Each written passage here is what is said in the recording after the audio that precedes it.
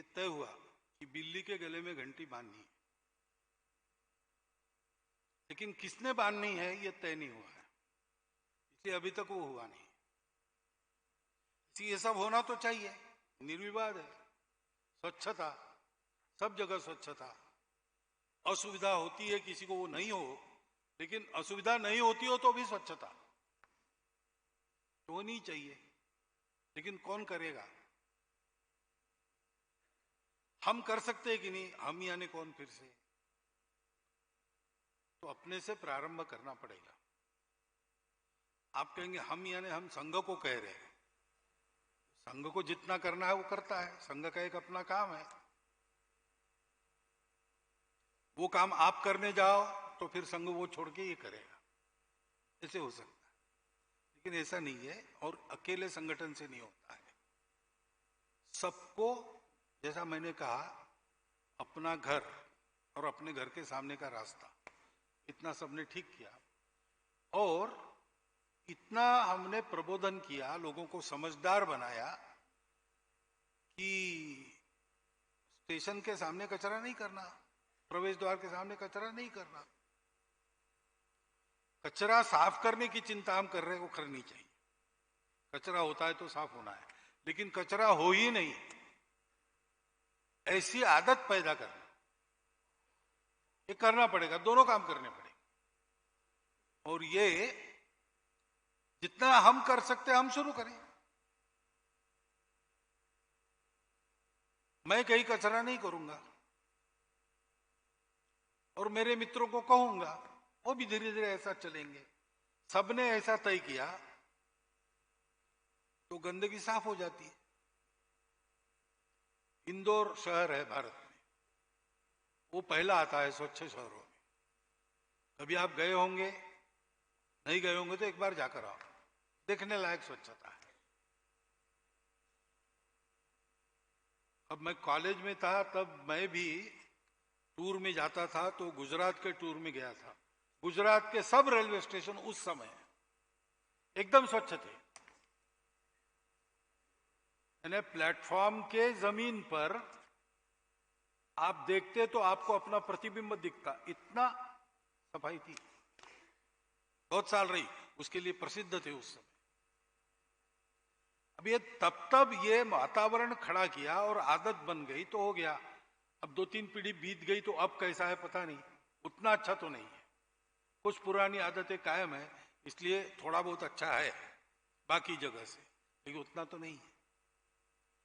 तो ये आदत पैदा करना और पीढ़ी दर पीढ़ी उसको कायम रखना, ये करना पड़ेगा। परिवार में ये आदत लगनी पड़ेगी, और परिवार के लोग जब घूमने जाते तब भी ये आदत करनी पड़ेगी। देखा ट्रेन में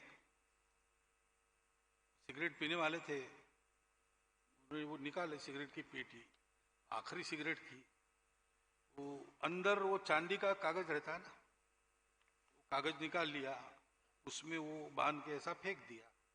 उनका ही छोटा बच्चा बेंच से उतरा, उसने वो उठाया और जाने लगा। कहाँ जा रहे हो? तो बोले कचरे की जगह वहां है। तो पिताजी को उठ के जाना पड़ा उसके पीछे, कचरा ठीक जगह डालने के। ये हमको करना पड़ेगा, तभी आदतें बदलेगी।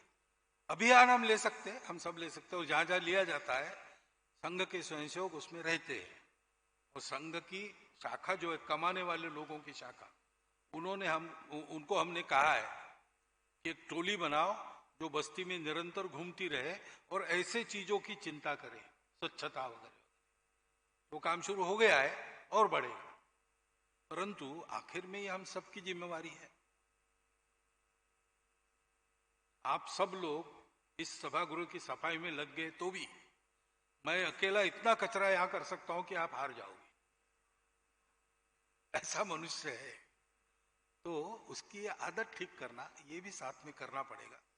बाकी उपक्रम अभियान चलते हैं, उसमें हम लोग होते हैं, और हम भी अपने तरफ से बस्ती गांव को देखेंगे वहां कचरा ना हो। लेकिन ये सबने करने का काम है, किसी को देने का काम नहीं है। अगला प्रश्न आदरणीय air commander Ranjan Mukherjee. Professor Gopal Chandra Mishra, professor Pulak Mukherjee, Shriyukta Arun Bhattacharya, Shri Abhijit Chattopadhyay के तरफ से है। प्रश्न ऐसे है, संस्कृत के प्रोत्साहन के लिए संघ द्वारा क्या प्रयत्न किया जा रहे हैं? अद्वैत वेदांत एवं हिंदू दर्शन को हमारे पाठ्यक्रम में सम्मिलित करवाने के लिए संघ की क्या योजना है? पश्चिम बंगाल अनेक प्रख्यात वैज्ञानिकों की जन्मस्थली रही है। वर्तमान संदर्भ में हमारी ऐतिहासिक वैज्ञानिक धरोहर की संरक्षित एवं संवर्धित करने के लिए क्या कदम उठाए जाने चाहिए? वर्तमान भारतीय शिक्षा व्यवस्था के भारतीय ज्ञान परंपरा के साथ किस तरह जोड़ा जा सकता है? तो संस्कृत भारती नाम का एक संगठन ही चलता है, स्वयंसेवक चलाते हैं। 10 दिन में वो बोलचाल की संस्कृत सिखा देते हैं।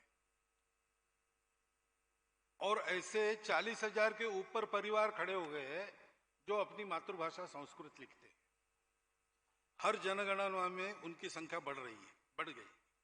अभी सेंसस हुआ नहीं है, अभी सेंसस होगा तो संख्या और बढ़ी हुई दिखेगी। उनके ही प्रयासों से कर्नाटक में एक गांव है मत्तूर, और नदी के पार दूसरा हो सल्ली।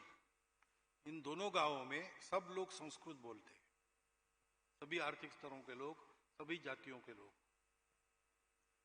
तो उनकी संस्कृत मातृभाषा हो गई। ऐसे बहुत से काम संस्कृत भारती करती है। संस्कृत शिक्षकों का प्रशिक्षण करती है, साहित्य को संस्कृत में लाना, संस्कृत साहित्य को अन्य भाषाओं में ले जाना, यानी भाषांतर करना, ये भी काम वो कर रहे हैं। और संस्कृत पाठ्यक्रम के बारे में भी और शिक्षा विभाग को उनकी मदद सदैव बनी रहती है। दर्शन वगैरह बातें कंपलसरी नहीं होती, क्योंकि अद्वैत वेदांत है तो बाकी फिर त्रैत भी है, विशिष्टाद्वैत भी है। हिंदू दर्शन आपने कहा, एक हिंदू दर्शन नहीं है, षट दर्शन है, आस्तिक दर्शन, नास्तिक दर्शन भी है। तो कंपलसरी करने से चॉइस रखना, ये सब है, इसमें से क्या सीखना सीखिए। आखिर आज तक वेदों की जो रक्षा हुई है और दार्शनिकों द्वारा दर्शन की जो रक्षा हुई है, वो तो पाठ्यक्रम के कारण नहीं हुई है, श्रद्धा भक्ति के कारण हुई। तो पाठ्यक्रम में नहीं चाहिए ऐसा मैं नहीं कह रहा हूं, लेकिन आने को बहुत समय लगेगा और सर्वत्र होगा ऐसा भी नहीं। इसलिए इसके प्रति श्रद्धा जागरण करना। चतुर्वेदा पुराणानि सर्वोपनिषदस्तथा रामायणम भारतंच गीता सद्दर्शनानि च, ये सारे दर्शन, जैनागमा त्रिपिटका गुरुग्रंथ सतांगिरा संतवाणी, एष ज्ञान निधि श्रेष्ठ, ये हमारा पूरा ज्ञान निधि है। उसके बारे में श्रद्धा उत्पन्न करना और उसके अध्ययन को, पठन को, और जो अपने को पसंद आए उसके नित्य आचरण को प्रोत्साहन देना, ये करेंगे तो बाकी बातें हो जाएगी। बाकी अभी दर्शन शास्त्र में, दर्शन शास्त्र पाठ्यक्रम में तो दर्शन आते ही है सब। धीरे धीरे नई एजुकेशन पॉलिसी में, शिक्षा नीति में ये सारी बातें आएगी। ज्ञान परंपरा को जोड़ने के प्रयास शुरू हो गए हैं।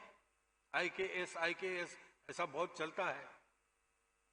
एक तो उसका पता लगाना चाहिए। इस दिशा में भी पुस्तकें लिखी जा रही है, नई नई बातें आ रही है, लेकिन और जल्दी होने के लिए इसमें से जो आज अप्लीकेबल है, जैसे पाराशर ऋषि